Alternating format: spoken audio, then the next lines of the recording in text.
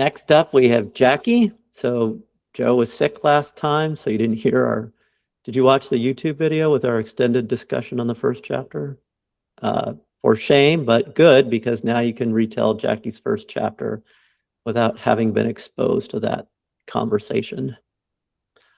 So we're not going to do MCSs for first chapters. Whenever you're ready, Joe, please tell us Jackie's first chapter in your own words.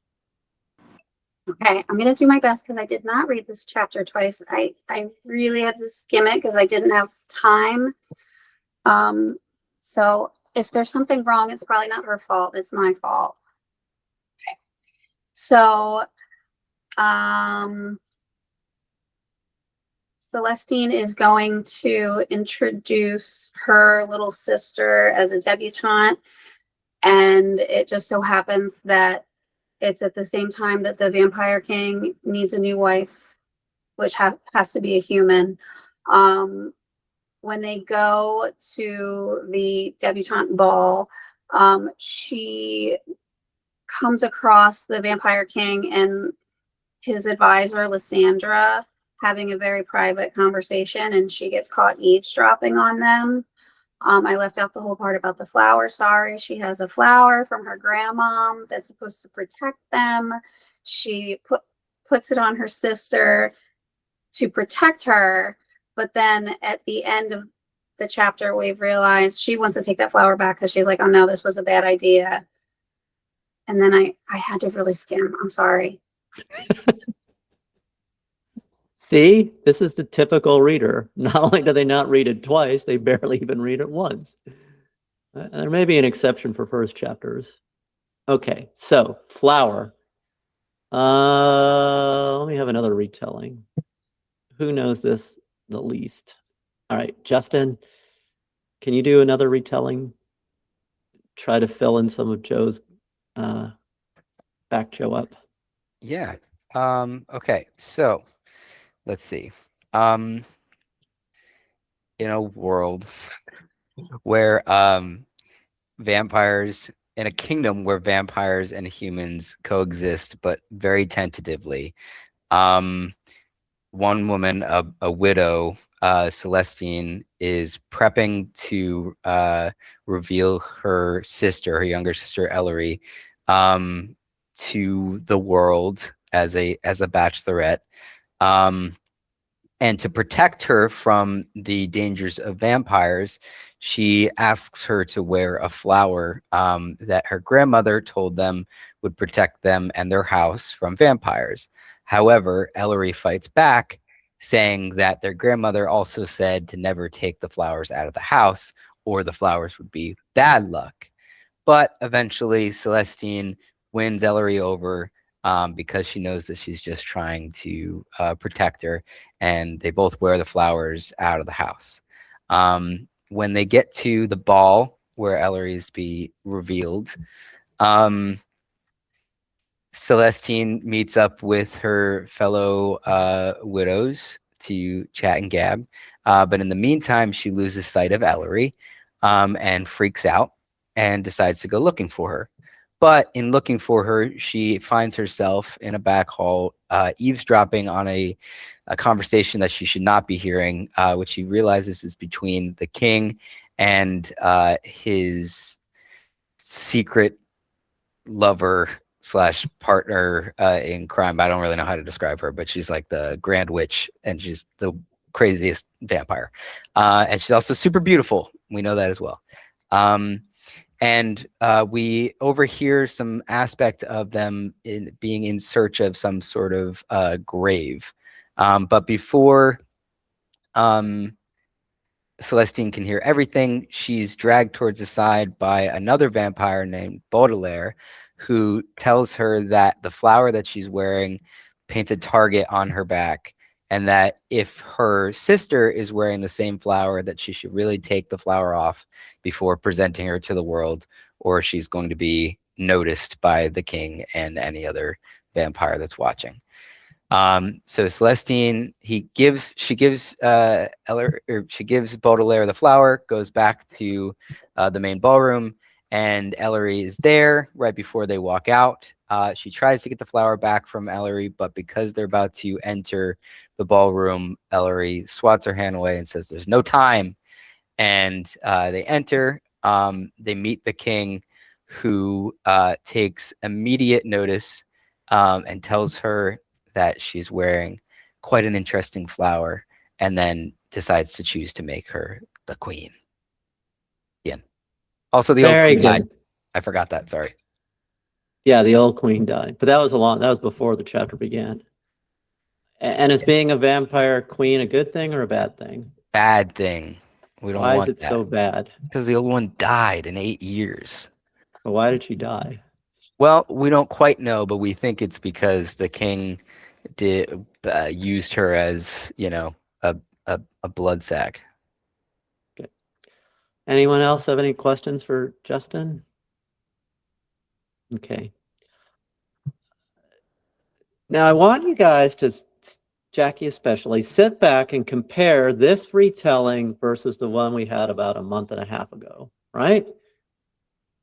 All the pieces are in place to launch this story. We know the characters, we know the basic conflict, there's a clear choice here. We're good to go, right? I want you to move on to chapter 2, right? Now you're gonna have to revise this, but it's not like throwing out the clay and starting over, right? It's about having, I don't know if clay is the right metaphor, but you got the clay, and we're just gonna pinch a little bit and pull a little bit and poke a little bit, and then it'll be fine. I'm absolutely 100%, 1000%, is that a percent? Confident that this is good, a good first chapter to launch this story. Okay. So with that in mind, we're going to make comments. Joe, do you have any comments? It was kind of just that. I felt like the revisions that you made put everything in place. I was very happy. I felt like all the things that you needed to make this story go forward were there, and that was it. Just great job working it all in and keeping the same vibe as before. Good. Ariel, Kim? Yeah. I didn't even realize this was even a long chapter. I just like wanted to keep reading and was like frustrated when it ended. Cause I was like, I want to know what's all going to happen. So I felt like the plot was plotting. It was really exciting. I loved overhearing Alistair and Lysandra's conversation. I loved the argument between Celestine and Ellery. And I loved the choosing of Ellery at the end. I thought it all just felt really like, I don't know, I just really loved it. I think my only question is why does she believe anything Baudelaire is telling her? If the flower is supposed to protect them, was my main thing. He could just be lying to her. Yeah. Yep. That's all I got. Very good, Ariel. Kim? Ariel, you stole my comment. That was what I was gonna say. That was my biggest thing. So just a little internality, because I was like, why is this girl like he just even seemed nice, and these vampires are supposed to be cruel. So even for her to just have that internality of like, what is going on, just kind of would have made a little bit more sense for me. But yeah, everything else was great, Jackie. I like that you're bringing that flower front and center. I'm seeing now as a reader how important this thing is, and that's like logged away in my brain, and you did a really good job with that. So it was really well done. What was the comment that Ariel stole, Kim? Basically, so when she's having that conversation with Baudelaire, yeah, he's being really nice, and it just shocked me that she didn't have some sort of internal thought of like, the fuck is this? exactly. So, right. Yeah, that was my big one. And Justin? Yeah, Jackie, this is getting like a lot closer. I remember the original versions that we went through this, and you've done a really great job of like taking the ore and finding like what the important parts of it and really smelting it down. The only things that I really had about this, let me check real quick. I actually felt that the back and forth between Celestine and Ellery in the beginning got a little redundant towards the end. Just kind of felt like the same things were being said like one too many times. I got both sides and I was ready to move on past that.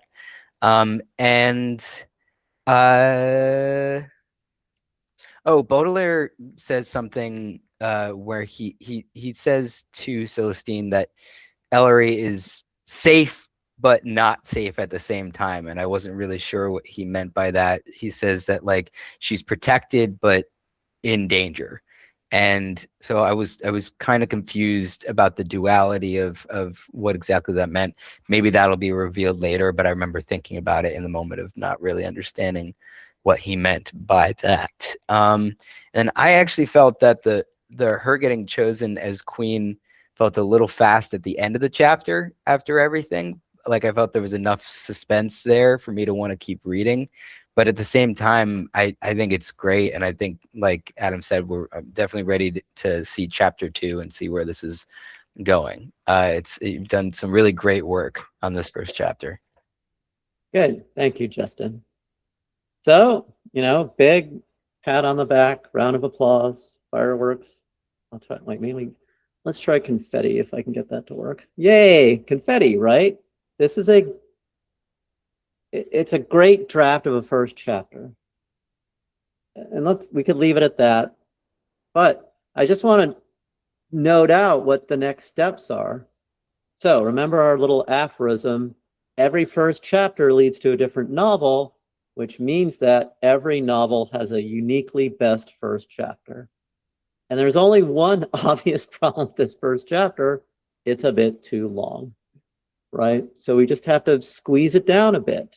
That's part of what we talked about today, was jamming more stuff into the same amount of words, which is editing, right? Or revising. I'm not sure what it is. All right. I have 2 little quibbles that I just want to write down for now. So 3. One is the conversation with Baudelaire.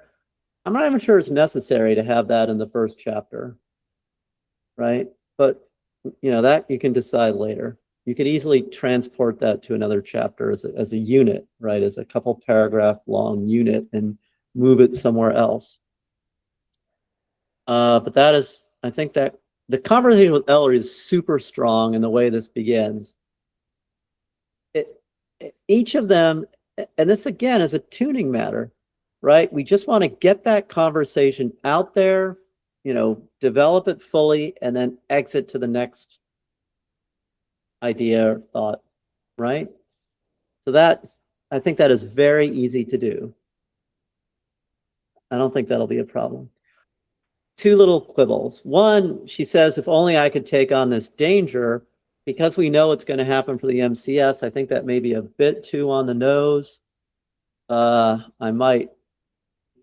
don't know. I have to think about that. You should think about that too. Everyone should think about that. But the decision to substitute herself for Ellery is spontaneous, right? It just struck me as that's too much foreshadowing, but I could be wrong. And the second thing is it's not quite as sexy as the versions we've read in the past, right? So then, that's easy, right? We just layer that into what we have already as part of world development, right? Something about the sumptuousness of whatever. And then we get Lysandra's beauty. So overall, fantastic job, right? We strip this down to its studs, I guess, if we're remodeling. We built it back up again. And now we have a pretty good remodeled kitchen, and we just have to move some stuff around and do some finishing touches. Okay? Yay. So thoughts, Jackie? Yay. Thanks, everybody. Yeah, it's a relief to have this one done. Yeah, no, thanks for the feedback. That'll help with fine tuning it. I definitely was feeling as I finished it, I was like, this isn't as dark and sexy as the last ones, but I feel like there's chances to do that, so that'll be easy to add back in. But yeah, thanks. Good, excellent. So the plan for next time, your paragraph was the one that I identified as having all 4 elements, but I won't read that now. But there was a paragraph in there that managed to hit all 4 story elements. So kudos on that as well. For next time, I'd like you to practice. It's the one that begins, she looked unsure. So for next time, let's work on the MCS. So you should be practicing it regularly, knowing that this is your first chapter, and then we're going to start writing very efficiently and look at chapter 2. Great. Good job. Barty delivers the tools, guidance, and support you need to produce compelling novels. Our well-researched and thoroughly tested approach includes our minimum complete story, a 90-second exercise that keeps your writing on track while fueling creativity. Barty Publishability Index, a 23-dimension checklist that offers attainable goals and provides actionable feedback. And our brand new comprehensive character developer that helps you construct unforgettable characters. Come see for yourself at Bartsy.com today. Try our workshop or enter our first chapter contest. Then, when you're ready, Elite Membership delivers writing groups, personal coaching, and a curated community. With Bartsy, your work will captivate everyone, from agents to publishers, and most importantly, your readers.